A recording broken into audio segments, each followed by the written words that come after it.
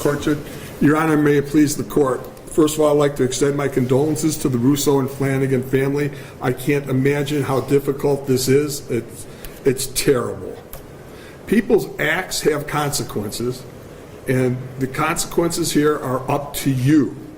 You have a range of possibilities as it relates to a girl who was 17 at the time, who is now 19 years old and has no criminal record. And as you so correctly pointed out in the opening, the decision when she gets out is up to the parole board. And we know how the parole board operates, and we know that everybody gets flopped at least once. So a 15-year sentence becomes a 20-year sentence at minimum, and it'll be up to this young lady here as to how she's going to conduct herself for the next 20 years or whatever the sentence would be. That would be number one. Right away, the defense is framing the sentencing battle around two ideas: age and future potential. Notice the shift here. This isn't about proving guilt anymore. That stage is over. Sentencing becomes a different arena entirely. Punishment versus possibility. Question for you. Should being 17 at the time of a crime significantly change how the court sentences someone? Second of all, I'd like to say thank you so much for allowing and taking the time to read those letters. And I would like to concentrate on the letters from the people from juvenile court. First of all, Ms. Smith and Ms. Kent. They have been the people who have monitored her progress since she was entered the juvenile detention facility, where she was for about 9 months. And I would like to commend them for writing these letters, because ultimately, or initially, I tried to have them send a letter, and the people at juvenile court wouldn't let them. And so they sent these letters anyways. And what do we see from their letters? We actually see where both of them say that she expressed remorse during the time. What the prosecutor played there was after the accident and way before she was ever incarcerated. They also both say that they have observed her grow as a person. Here's something courts often weigh heavily: behavior after arrest. Taking classes, following rules, counseling participation. Those aren't random details. They are attempts to answer a huge question judges ask: is this person capable of change? But another question sits in the background too.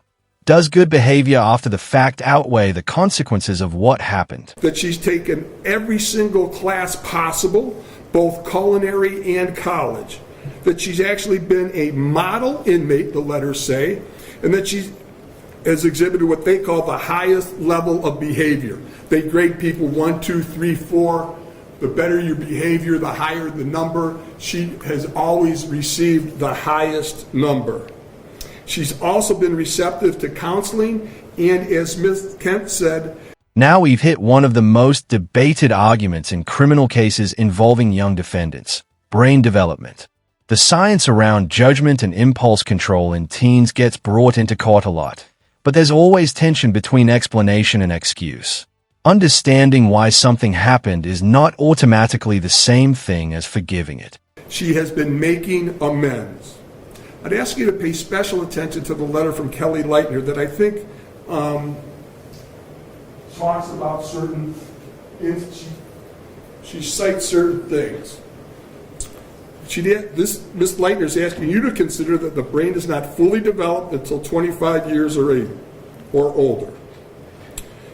Her choices, Mackenzie's, and actions are indicative of teenage invincibility.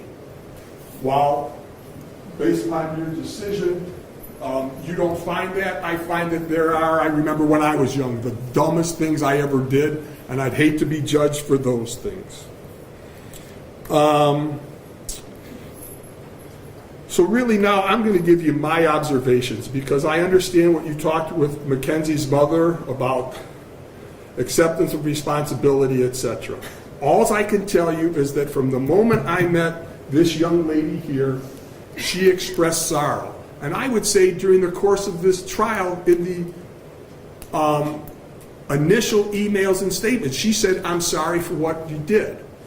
The prosecutor has said that she hasn't accepted responsibility. Well, as you remember, during the course of this trial, Our defense was that it was a reckless homicide. That's taking responsibility for what she believes happened. So I would respectfully disagree with that. I've seen her express true remorse in the times that I met her in jail, and I don't think it's self-serving. I'm going to say as an officer of the court that I feel very confident saying that she has expressed true remorse.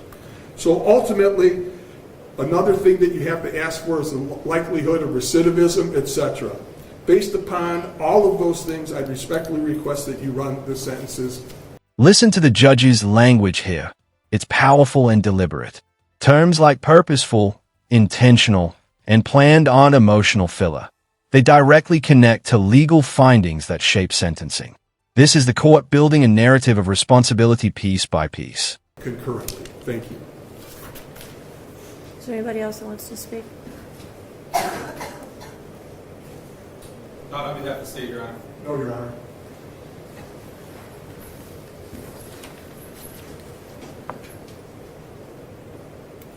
Today is the sentencing of the defendant for the purposeful and intentional murders of Davion Flanigan and Dominic Russo. And in a way, it's the second time their families are gathered again to grieve. It's also a day when Mackenzie's family will grieve for the future of their daughter. All three of these families and the friends of these families are suffering, and all of their lives have been irrevocably changed because of the actions of the defendant. The unintended and collateral consequences of a selfish, intentional, and cruel decision by Mackenzie will ripple forever in time.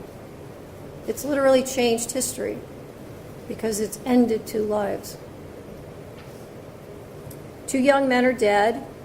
Their deaths were horrible, terrifying, and tragic. I will say again, if any reasonable person reviews Exhibit 802, there can be no doubt in your mind what happened this night. There can be no doubt of the absolute terror of the two people in that car. The defendant controlled all the events. She chose the day. Specifically, she chose a day just before her 18th birthday. She chose to drive the car, the time to drive the car. She chose an obscure, previously scouted route through an industrial parkway. She chose the target to hit and the victims. She chose the means and the method to follow through. And she planned and purposefully executed the events of July 31st, 2022. The review of the evidence supports the factual findings, the forensic testimony, the testimony of the first responders, the testimony of the emergency room doctors who treated the defendant, the testimony of the coroner's medical examiner, the testimony of those who knew the victims and the defendant, and the testimony of the BMV official who provided evidence that not only did the defendant deny any medical condition when applying for her license, which her mother co-signed and attested to, but also that just after the accident, Mackenzie renewed her driver's license and again denied any medical condition. In fact, the defendant was so concerned about driving that, as the state mentioned, during the investigation, she asked if they could just suspend her license for 10 years. This might be the emotional center of the entire hearing. The judge is addressing something families often struggle with after tragedy, the endless what-if questions. And legally, the court is narrowing responsibility to one place, the person who made the decision. Heavy moment here. It is hard to fathom how a person could be concerned about their driving privileges, having just been responsible for the deaths of two people. There was no medical condition that caused this as an accident. There was no mechanical failure of the car. The record is clear on the facts and the evidence. Her mother's uncorroborated statements without any medical testimony or records is not persuasive. It is also important to remember that even if Mackenzie intended to also die in this crash, that is irrelevant. A failed suicide attempt is not a defense to murder. And even in a murder-suicide attempt, when the perpetrator executing the plan survives, the other death or deaths are still murder. There's only one person who's responsible for the pain of everyone in this room, and that person is you, Mackenzie. Nobody else is responsible. This isn't the fault of Dominic's family, or Davion's family, or your family. And there it is, The sentence. Notice how the judge tried to balance two competing ideas at the same time, recognizing two separate lives lost while also weighing age, rehabilitation, and the possibility of parole. Cases like this always spark debate. Was this sentence too harsh, too lenient, or exactly where justice should land? And I know that each of you have asked your questions to yourselves, what if? What if I had done this or that? The truth of it is, none of us can control the intentions of another. And when there is a purposeful intent to harm or kill someone, it is the perpetrator alone who bears the responsibility for the choice and the consequences and the harm that follows.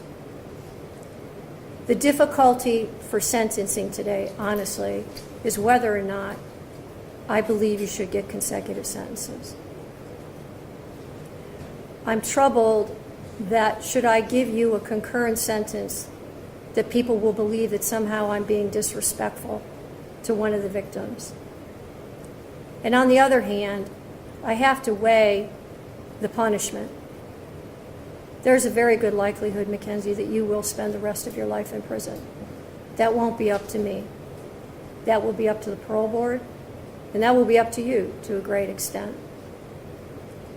I understand that the pain in this room wants me to impose the harshest sentence, but I don't believe that would be the appropriate sentence, because I do believe that Mackenzie will not be out in 15 years. So she's sentenced on count 2, the murder of Davion Flanigan, 15 years to life. She's sentenced on count 1, the murder of Dominic Russo, 15 years to life, to be served concurrent to each other with credit for time served. I'll waive fines, fees, and costs, and your appellate counsel will be assigned. Are there any questions from the state? No, Your Honor, thank you. Any questions? No, Your Honor. All right, thank you.